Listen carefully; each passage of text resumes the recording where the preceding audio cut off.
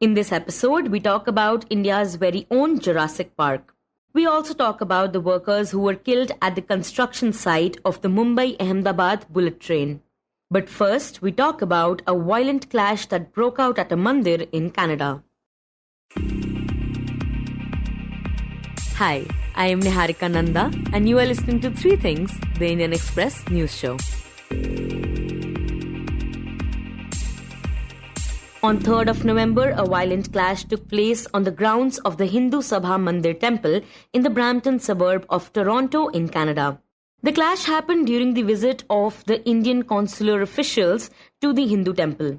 The Canadian government has condemned the violence, and Prime Minister Narendra Modi also shared his thoughts on the same on social media site X, where he condemned the incident and called it a cowardly attack on Indian diplomats.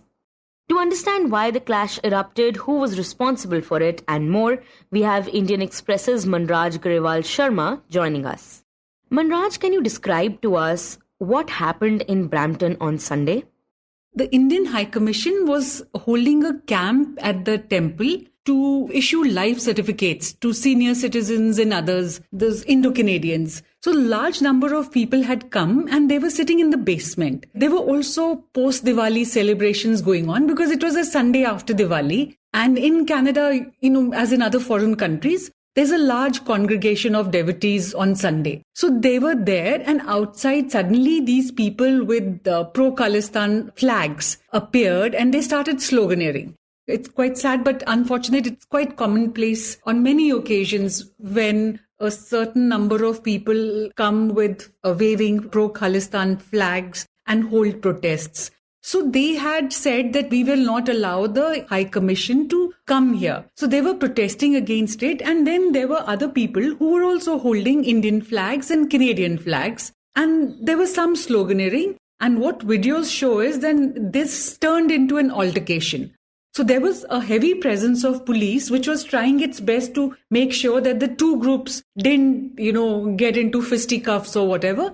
But this happened. There was an altercation. There was a clash. And what was worse, some of these people came into the parking lot of the temple. And according to some videos which were sent by people there, they beat up people at the parking lot. So basically, there was a free-for-all. And a cop was also injured in this melee. And this did not take place only at the temple or outside the temple or on the temple premises. There were two other spots where there were these brief altercations between two groups. And this is very alarming because, we hear a lot on social media. We read a lot on social media about one side jousting with the other, but these are verbal to's and fro's. So I think this was the first time that it was out in the open and the two sides were openly clashing. Right, but do we know the reasons behind the violence that was erupted? See, the Sikhs for Justice, which is the body, it is banned in India. It is headed by Gurpatwant Singh Pannu, who holds a dual citizenship of both US and Canada. So they released a statement saying that we had warned that we will not allow Indian High Commission officials to come here. So that we were protesting against the officials. And which is why, it's a protest that turned ugly. That was their explanation. The Peel police, it did not get into, who did what, etc., except for condemning it. And in fact, this was for the first time that leaders cutting across party lines slammed this incident. Talking about the responses, what kind of political reactions did the incident prompt in Canada? Canadian Prime Minister Justin Trudeau, he led the condemnation. So he posted on X that it's completely unacceptable to see violence targeting worshippers at the Hindu Sabha Mandir, and all Canadians should be free to practice their faith in peace. So similarly, the Conservative leader Poilievre, he also said that this is not acceptable, this is highly condemnable, you cannot come in the way of devotees. In fact, NDP leader Jagmeet Singh, he also said something on similar veins. He issued a strong condemnation. Then Ontario Premier Doug Ford, he described it as completely unacceptable.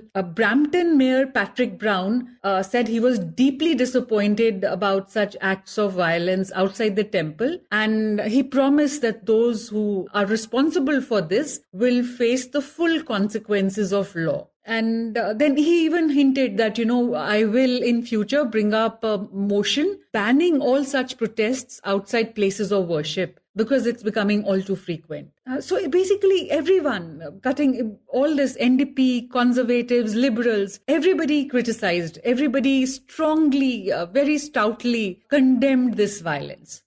And Prime Minister Narendra Modi also reacted to this incident. So can you tell us what he said? So it's very interesting because it's very rarely that Prime Minister comments on such acts. So it is for the first time that Prime Minister Narendra Modi made a statement. He posted on X saying that he was very disturbed by the deliberate attack on a Hindu temple in Canada. And he called upon the Trudeau government to ensure justice and uphold the rule of law. So he said it's so appalling to see the cowardly attempts to intimidate our diplomats. Such acts of violence will never weaken India's resolve. So coming from the Prime Minister, from the highest, from the absolute top, it was a very strong reaction. Manraj, you had earlier mentioned that Canadian leaders had talked about taking action against those responsible for this incident. So have any cases been filed or any arrests been made? And what did the Peel's police have to say? Yes. So the police, they arrested 3 people. So that's what we learned, that 3 suspects were arrested in connection with the incident. They include a 42-year-old who faces charges of causing disturbance and assaulting a police officer. Then there's a 23-year-old Brampton resident. He's also been charged with assault with a weapon. And then there's another 31-year-old who's facing charges of mischief.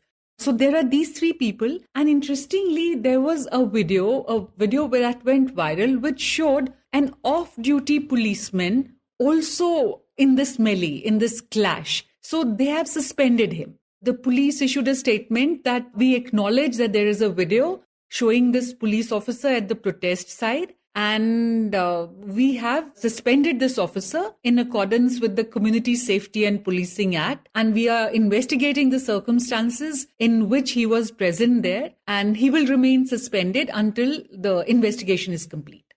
And what was the Indian High Commission in Canada's reaction to this entire incident?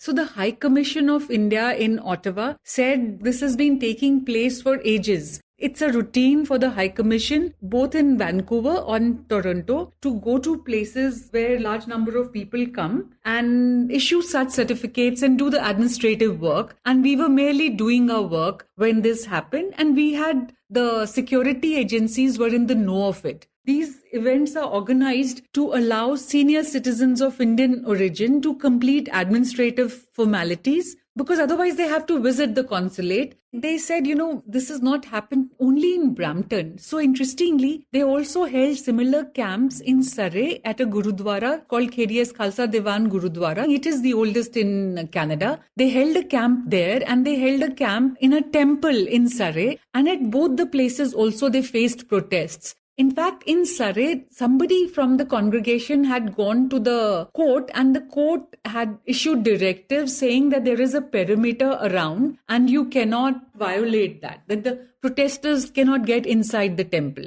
So there were protests there as well. But I think the Brampton got turned really ugly, and the Brampton turned into a very physical, very violent clash. So the High Commission said, despite all this disturbance, this disruption, we've managed to give life certificates to 1,000 people, which is quite huge. Right. Manraj, over time, India has said that Canada harbors pro-Khalistani extremists. So what has Canada's reaction been to this allegation? See, over time, what Canada has constantly said is that, look, our country has a lot of freedoms, and one of them is freedom to dissent. So unless something doesn't take place, we cannot just on the basis of utterances, what we would call a hate speech, take action against anyone. So they have been kind of turning a blind eye to people putting up posters, putting up rewards, for killing XYZ, which is generally a High Commission official, then holding parades in which very bloody scenes are depicted. So all this has been happening, and there have been hate speeches in places of worship. But Canada has not really taken note of it, has not taken any action against these people, basically saying that they have the freedom of speech. And when you talk to officials, they say that, look, even when Trudeau goes somewhere, there are people protesting and calling him names. We don't arrest them. So by the same principle, if it is just talk, we will not take any action. Manraj, given the current circumstances, how do we see such incidents impacting the already strained relationship between the two countries? I think it's very unfortunate. And the more worrying thing is that there seems to be a wedge within the Indian diaspora. So you see, you have two camps there, which is very, very worrisome. We are of Indian origin. I mean, the Indo-Canadians there, all of them, they have relatives here. They have solid ties here. And you would expect them to be united in a foreign country. But here we have a spectacle, where two groups of Indians are attacking each other, are bad-mouthing each other. And this is happening at a time when Canada is seeing huge anti-immigration sentiments. So there's a lot of resentment in Canada against what they call excessive inflow of immigrants. And until last year, when it came to international students sent by one single country, India was at the number one. So all of it is not only very unfortunate for the diaspora, but also it casts a huge pall over, it's a question mark on the relationship as well. Because the Indian government is saying now, we are concerned about the safety of our High Commission officials because they are there in their official capacity. They have nothing personal against anyone and they are not being allowed to do their job. Indian government has also said that they are under surveillance, and which is not kosher. So it is definitely, at a time when you have expelled each other's diplomats and then there is this conflagration, it is definitely not going to be good for either country, either India or Canada.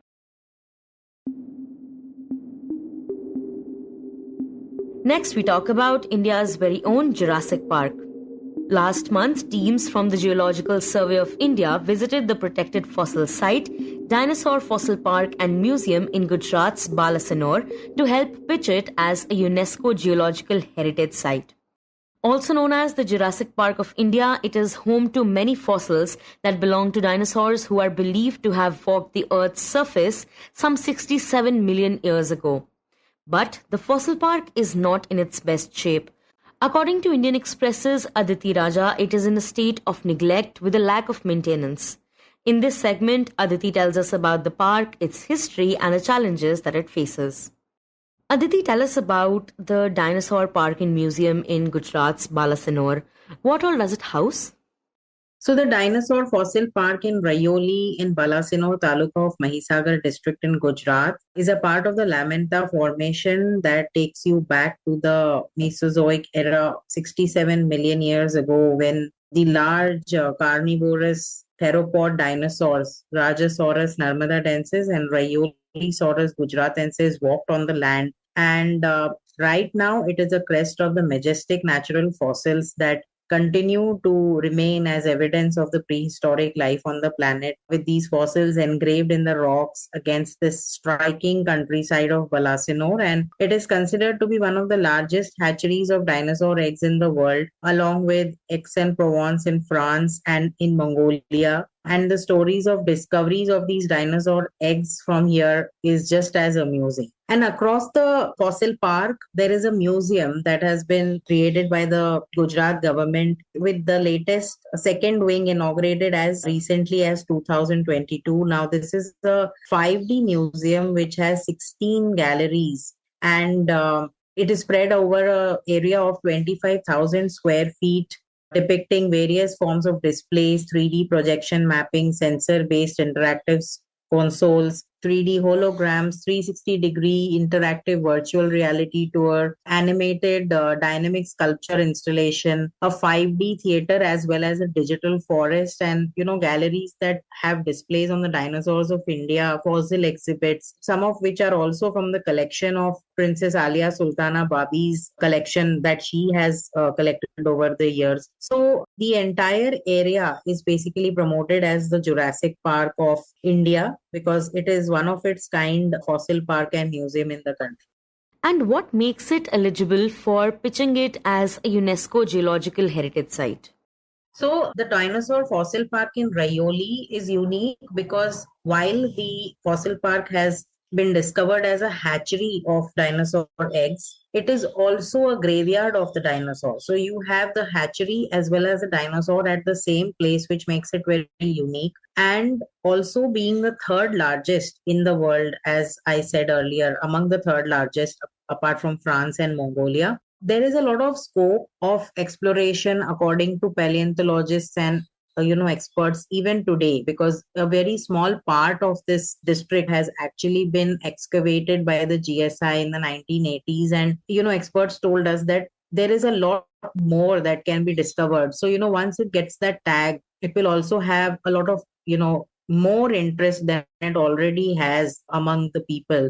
So the Rayoli Dinosaur Fossil Park also has several other features that, make it unique. In fact, one fossil of a snake, Sanaje indicus, coiled around the eggs, even as the hatchlings of the dinosaur had just begun to come out, is one of the rare specimens that was found on this site. And it was obviously taken away. A replica was also created, and the fossil traveled all the way to the United States just because the paleontologists wanted to study this particular fossil. And it continues to be one of the most rare specimens that were found from Rayoli. So once it gets the tag of a geo-heritage site, it could spike the interest even more. The site is already very popular among people who want to study about dinosaurs, who want to visit a fossil park, and see for themselves, how this whole place has come up, because the museum has recorded a lot of its history and also, about paleontology.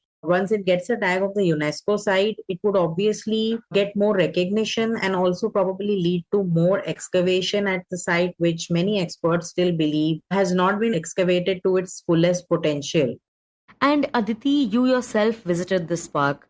So describe to us what all you saw there. So I have been covering this particular site and this particular area or its development since the time that the museum was not even in existence. Having said that, though a lot of advancement has been made in terms of tourist attraction in the form of the museum, as I just described, with all the technology and 3D and 5D galleries and theater, there is very little that has actually happened on ground at the actual fossil site, which is the heritage that we have to preserve, because at the end of the day, the museum is man-made, but the fossil park in itself, which got its barricading only about a decade ago after almost a decade-long activism by the royal family of Balasinor, especially led by Princess Alia Sultana Babi. The recognition that it received over the last decade definitely brought a lot of tourist footfall. But when you compare it with the advancement or with the facilities that it should have had as a site, the fossil site is pretty much neglected, I would say. In the recent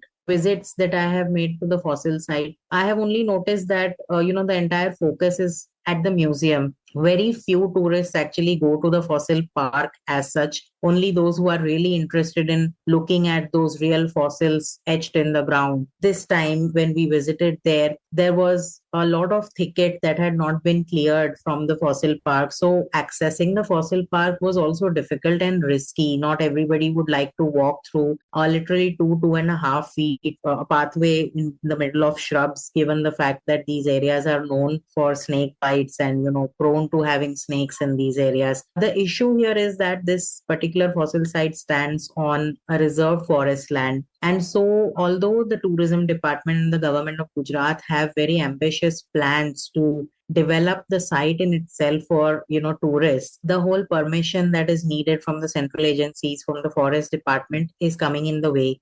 Aditi, you also talked about Dinosaurs of Gujarat in your story, which is a compilation of research papers that talk about the fossils that are found there. So tell us a little bit about that. So, as per a special publication of the GSI, which is titled Dinosaurs of Gujarat, the maiden discovery of dinosaur remains from Gujarat came during the 1981-1982 visit of two geologists named G.N. Dwivedi and D.M. Mohave, who were actually visiting Balasinor, which was then part of Kheda district, to carry out systematic geological mapping. And while they were at their job, they stumbled upon these huge bones in the infratrapean lamenta beds about 1 kilometer west of Rayoli village and suspected that they were dinosaur fossils. Then subsequently there were tests carried out. They took samples away, and the paleontology division of the western region of GSI later confirmed that they were indeed dinosaur fossils. So after this, the formal process of excavation had commenced in January 1983 on the western slopes of the hillock facing Rayoli village, where this particular site is currently located. And thereafter, there was so much interest in this site that you had a lot of international paleontologists also visiting here. And Aditi, if we talk about the residents of this area and the villagers, they also must have found some of these fossils or eggs over time. So, do they have any fascinating stories to share about these pieces of history?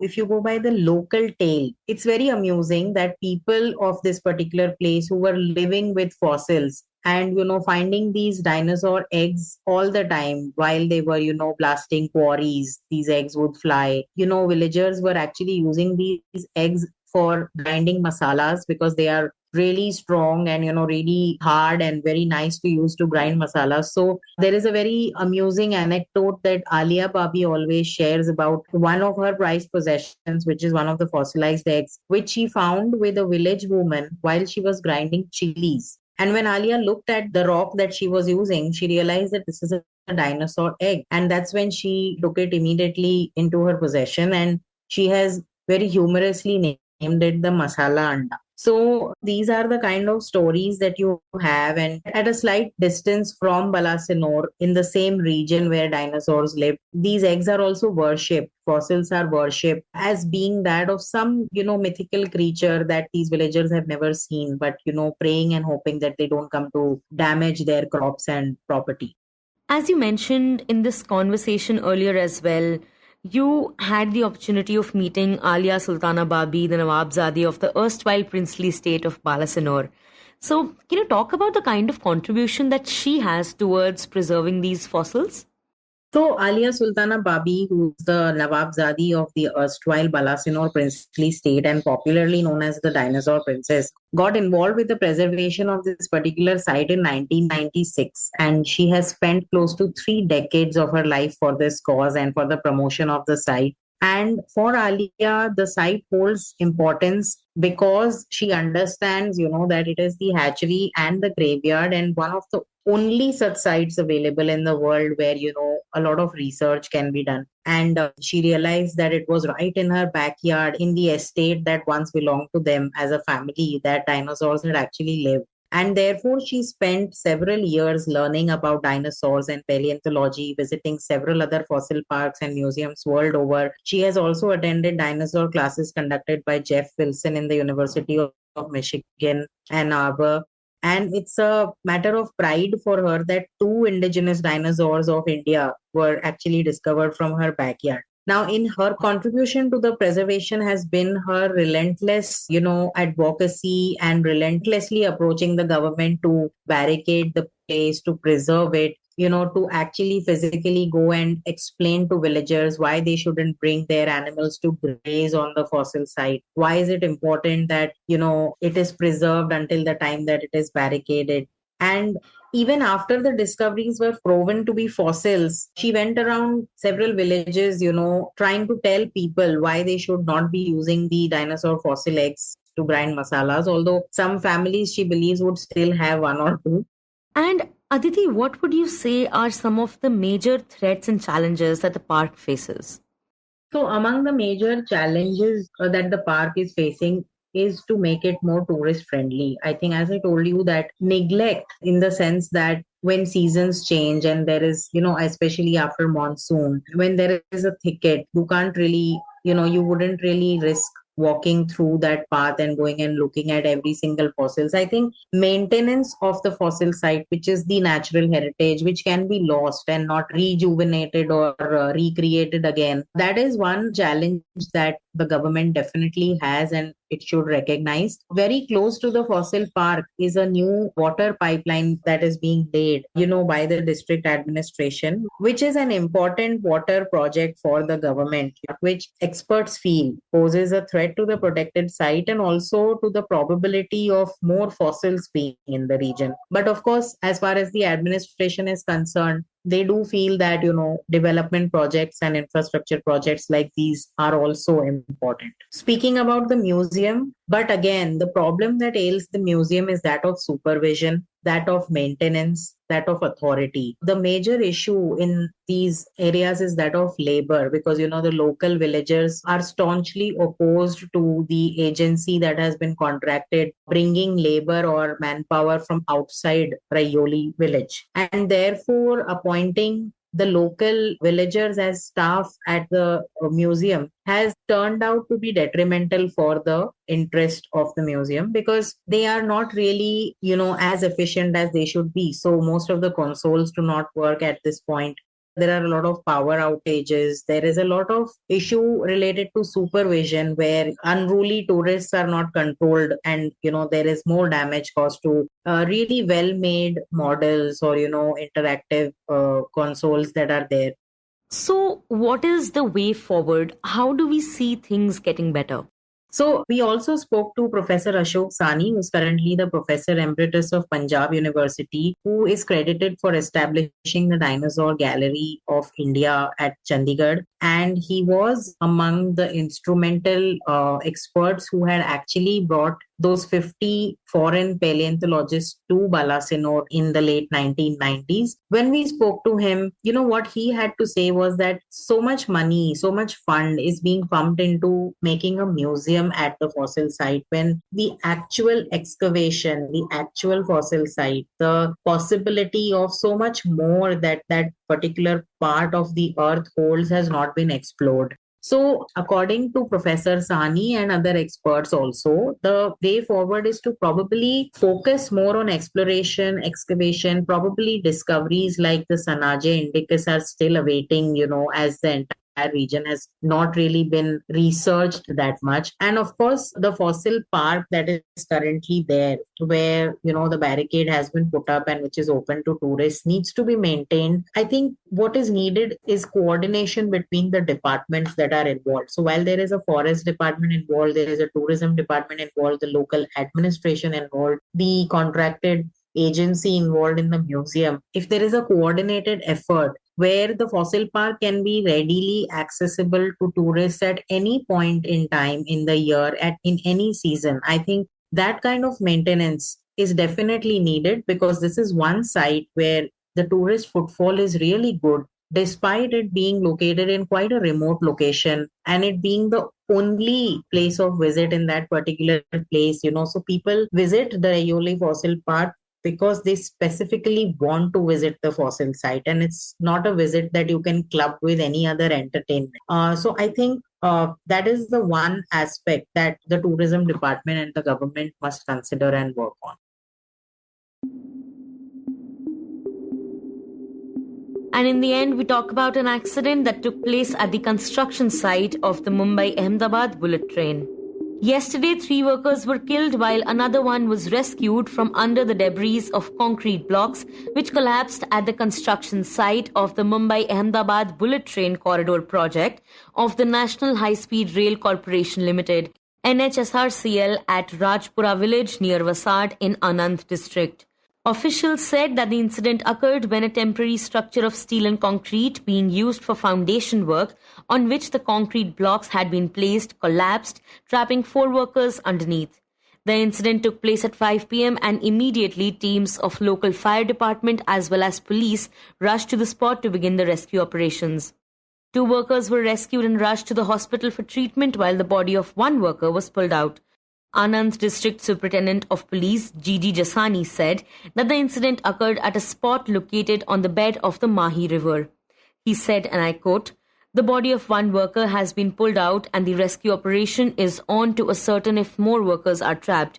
We believe that a total of 4 workers had been trapped under the debris, of which 2 have been rescued and 1 has been killed." The NHSRCL had confirmed the accident and said that labourers were trapped in between concrete blocks at the construction site of the bullet train project at Mahi River, and rescue operations were on using cranes and excavators. Later on, it was confirmed that the incident had caused 3 deaths. You were listening to 3 Things by the Indian Express. Today's show was edited and mixed by Suresh Pawar and produced by me, Niharika Nanda. If you like the show, then do subscribe to us wherever you get your podcasts. You can also recommend the show to someone you think will like it.